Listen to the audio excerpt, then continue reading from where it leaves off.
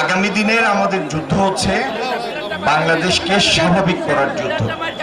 এই দেশের মানুষের মালিকানা আবার এই দেশের উপর প্রতিষ্ঠিত করার যুদ্ধ।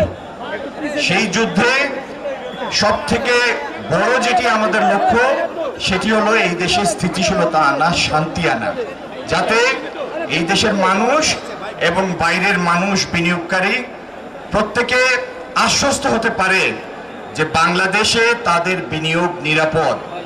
আগামী দিনে আমাদের যুদ্ধ এই দেশে আইনের শাসন প্রতিষ্ঠা করা, এই দেশকে একটি প্রাতিষ্ঠানিক ভিত্তির উপর দাঁড় করানো, আর মানুষকে রাষ্ট্রীয় কাজের প্রত্যেকটা কাজের সাথে জনমানুষের সম্পৃক্তি ঘটানো। আগামী দিনে সিলেটে আমরা যে উন্নয়ন পরিকল্পনাগুলি বাস্তবায়ন করতে চাই তার মধ্যে সব থেকে বড় অগ্রাধিকার হচ্ছে কর্মসংস্থানবিহীন, কর্মসংস্থান বিমুখ এই সিলেটে সরকারি বিভিন্ন নীতি সহায়তার মাধ্যমে, শ্রমঘন শিল্প স্থাপনের মাধ্যমে আমরা ব্যাপক কর্মসংস্থানের সৃষ্টি করব ইনশাল্লাহ।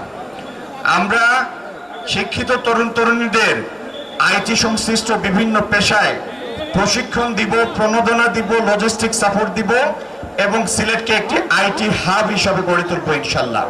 যারা প্রবাসী আছেন আপনাদের জন্য সিলেটকে বিনিয়োগযোগ্য করে নারীর সাথে আপনাদের সম্পর্ককে আমরা অবিচ্ছেদ্য করে তুলব ইনশাল্লাহ।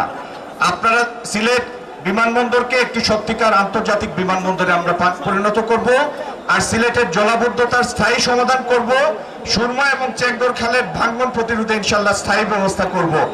আর এই সিলেট থেকে অনলাইন গ্যাম্বলিং, জুয়া উচ্ছেদ হবে, মাদক উচ্ছেদ হবে ইনশাল্লাহ। আমাদের উপর আপনারা আস্থা রাখুন, কারণ অতীতের বিএনপি সরকার কাজ করে দেখিয়েছে।